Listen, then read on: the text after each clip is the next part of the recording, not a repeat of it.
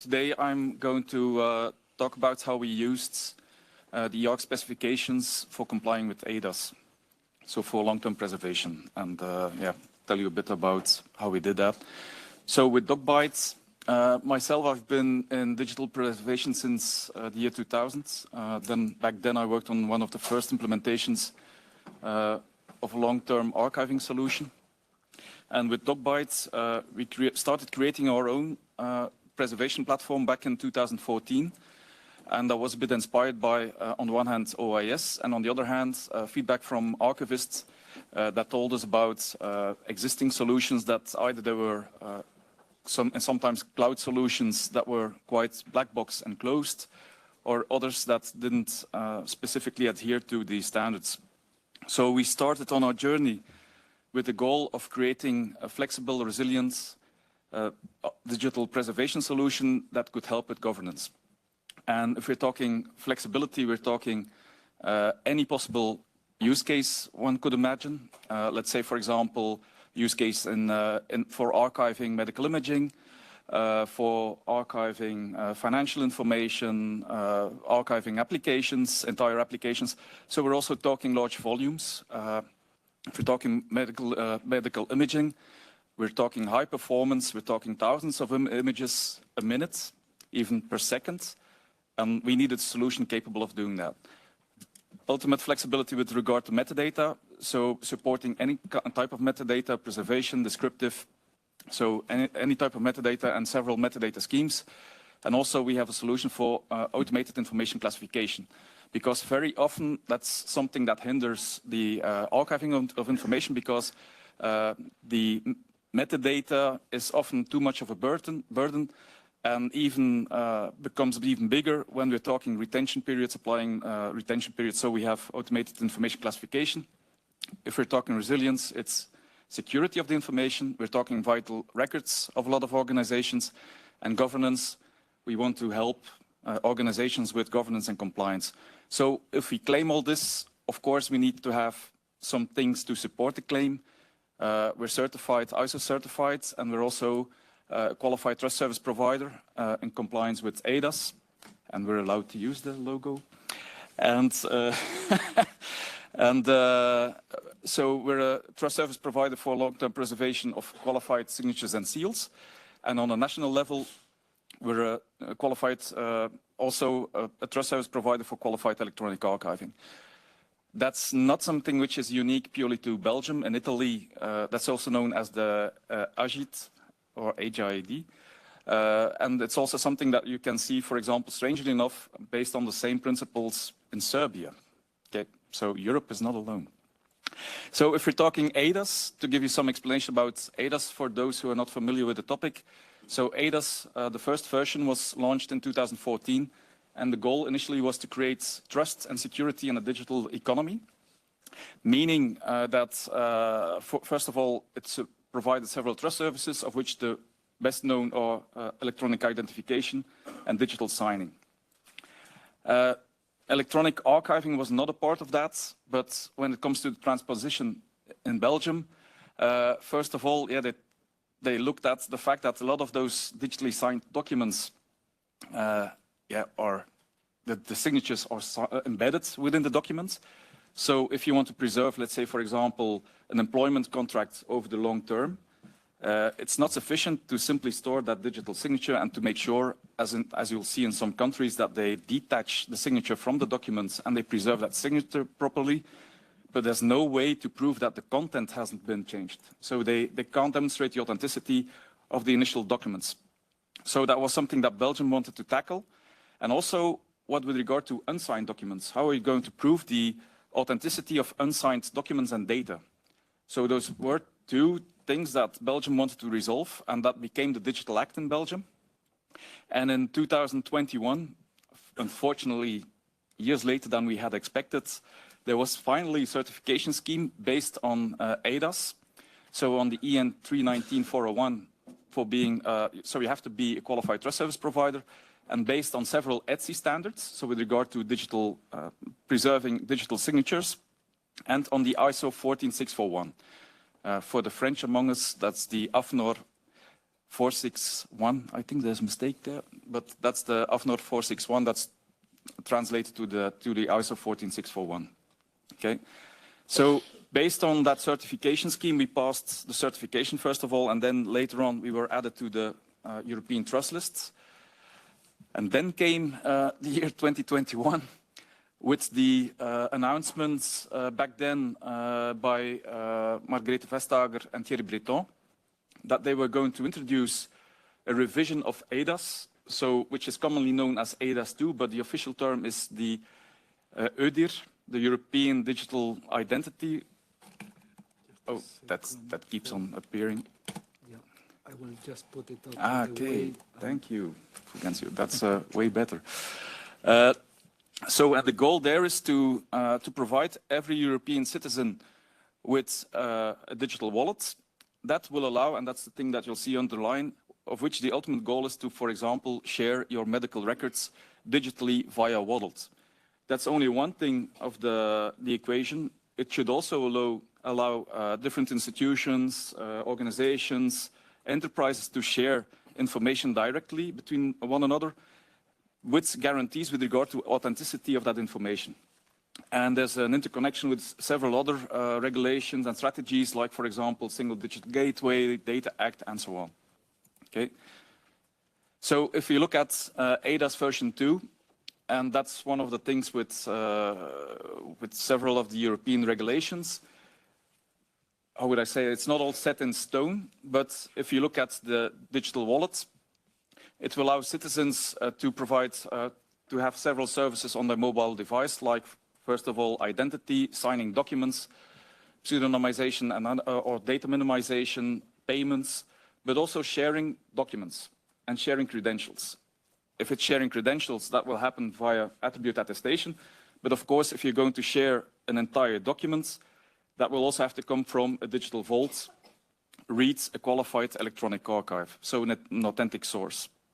So if you're talking, so that has entered into effect on May the 21st, but that's not just all. So if you're talking eIDAS and the CEF building blocks, and we look at the Data Act and the European Data Strategy, which has been announced in 2020, February 2020, CEF building blocks and eIDAS, especially eIDAS 2, are considered as giving the building blocks, technical infrastructure for creating that data structure with the data spaces, as has been mentioned before.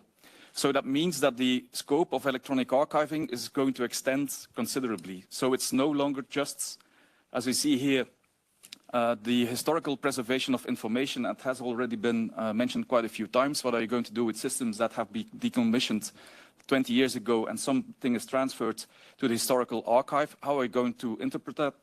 So that's one of the complexities. Also, with the advancements in technology, that becomes harder and harder. If you get a file submitted to you these days and it's 30 years old, there's quite a big chance that it's going to be either a Fox Pro or a WordPerfect file or whatever. But in these days, the formats have been, there's quite a few more formats out there. So, meaning if we look at preservation, we have operational preservation and legal preservation. And yeah, this is the concept of archiving by design, but it's something that I pitched myself beginning of last year. I thought I had done a great invention, and then Marcus Merenbies contacted me saying there's a project going on the European level about this. Okay, but I have to admit I've registered all the URLs linking to that. But meaning that the, as also has been mentioned, archiving very often these days is an afterthought, something that comes into scope way too late. That's going to change with the scope of eIDAS, because eIDAS wants to give legal certainty to electronic archiving, meaning that organizations that archive information according to the standards set out by eIDAS, that they will have legal certainty with regard to their electronic archives, but also non-repudiation and reversal of the burden of proof.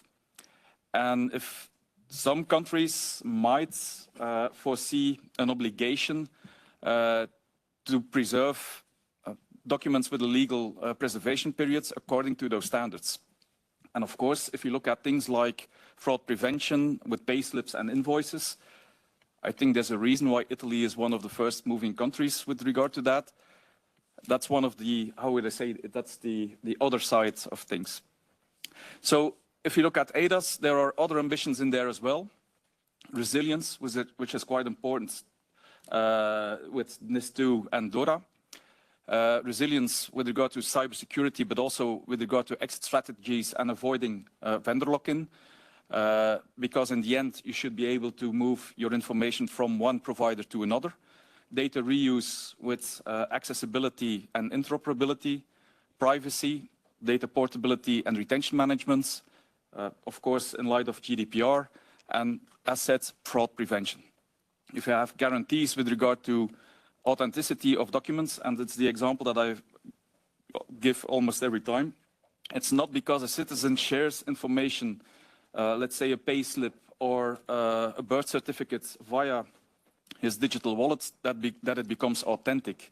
No, you need other trust services in the back, like a qualified electronic archive, that give you guarantees with regard to that authenticity. Okay. So that was our ambition with which we set out to build our solution. This is just to show that we adhere to most of those standards. And also, besides the ETSIs, and that's not an adherence, that's an obligation, we have also implemented the E-ARK specification. So E-ARK specification with regard to SIP and the storage of AIPs. And yeah, I can't read it myself, so I hope it's a bit clear for the people out here.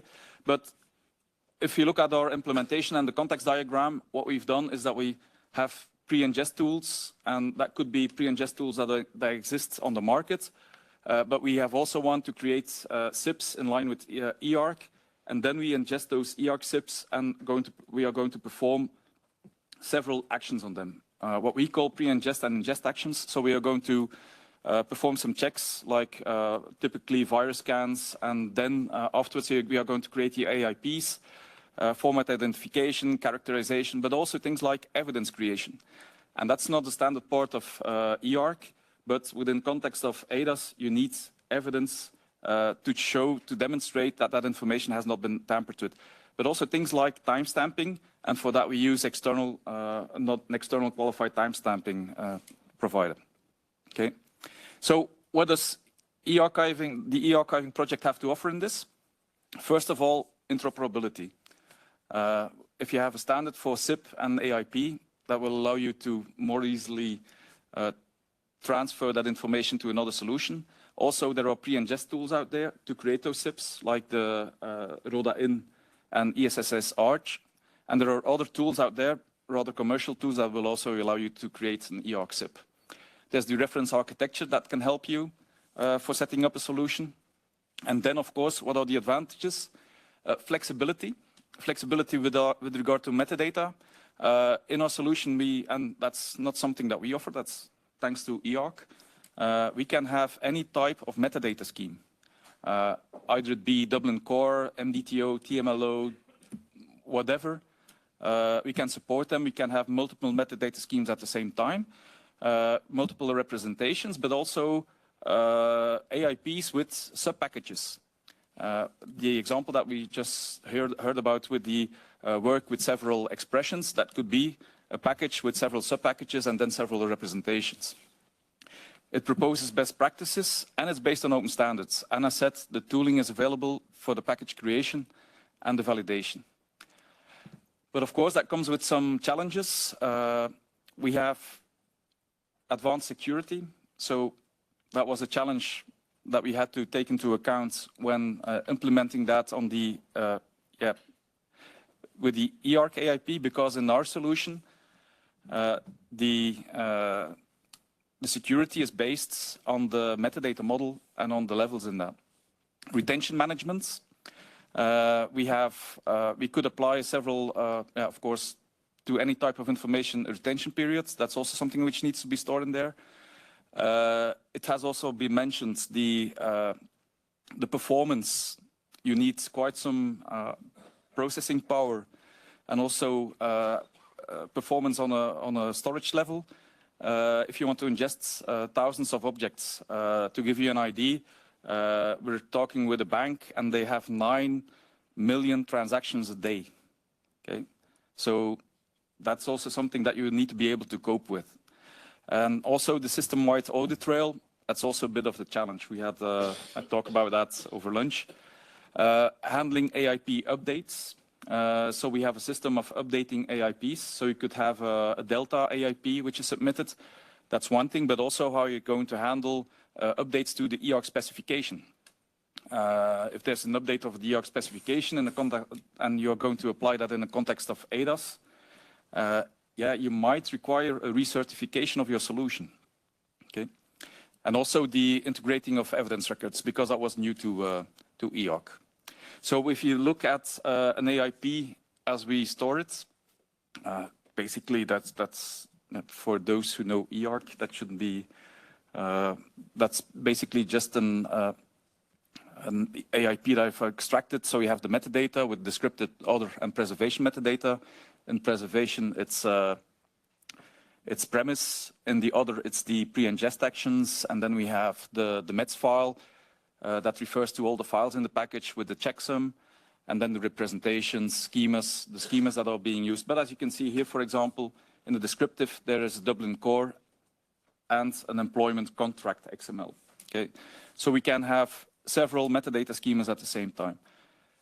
That's in the backend, but what does it look like? And this, yeah, this is the, how would I say, the first question for somebody who's looking for an OIS solution. What does it look like on the file system? It looks like this. Then, of course, in the front end, what we'll see is that same package visualized with the content of the package, but also things like evidences, all the full history on the documents, the permissions, and also the retention management. As we can see here, there's a representation with Dublin core metadata and other, which is the technical metadata, for example, yeah, Apache Tika or Droid or whatever or you would like to use. Assets with regard to that, it's flexible, but that's flexibility thanks to E-ARK. Okay. For people who want to see complete demo, contact me, but that was something that I wasn't going to risk today.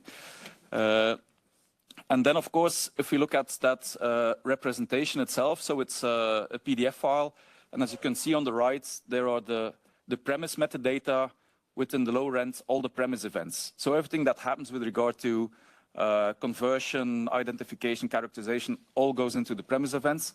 Other things like user access, failed downloads, whatever, that's part of the history. Okay. And of course, as we are not only storing unsigned data, but also signed documents, and this is a must with regard to eIDAS, we also have validation reports of the documents, the signed documents that are being archived. There's also something which is specific, and that's evidence augmentation, but I'm not going to enter into too much detail there, but that's also part of the solution as well. So if you are looking at, how would I say, the goals of eIDAS, first of all, you have to look at there's going to be an upcoming standard for electronic archiving. But of course, that's not going to cover everything. Also in a context, let's say, of historical or heritage preservation. But if you're going to combine what you have from E-ARK with the probable upcoming ETSI, you will have guarantees with regard to avoiding vendor lock-in, because you'll have portability of the AIPs. You'll have data portability, but that's more in the context of legal preservation that your users might require, and of course, interoperability. And that's something, yeah, in the future, if you would have archives that have the e-archiving conformance seal with regard to the AIPs and SIPs, might give you a peace of mind with regards to the success of your solution in a context of eIDAS.